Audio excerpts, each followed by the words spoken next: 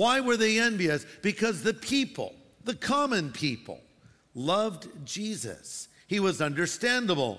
He was approachable. He was compassionate. Jesus was everything the religious elite were not. Scripture tells us the common people heard him gladly. Jesus never spoke over anyone's head. He broke it down so most people could understand what he was saying. And that is what a good communicator should do.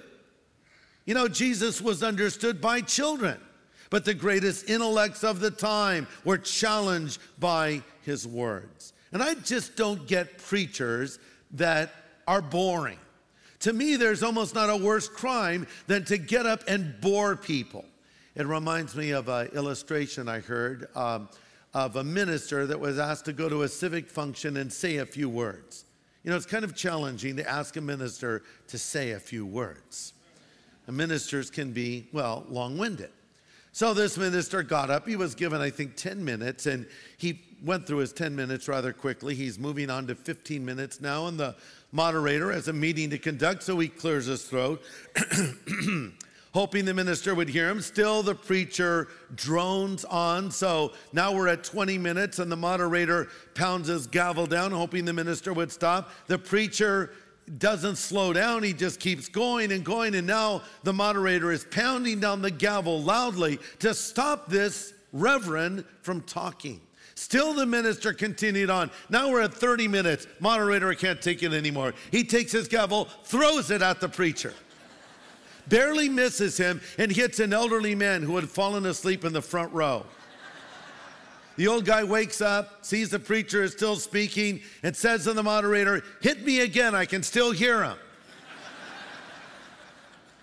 You ever felt that way? Do you feel that way right now? By the way, I ripped off that illustration from Billy Graham.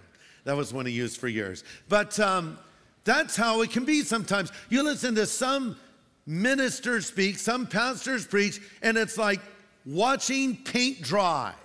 It's just boring and difficult, or they want to use words that will impress people and speak over the heads of the people, and people will walk out and say, "But that was impressive. His vocabulary is amazing.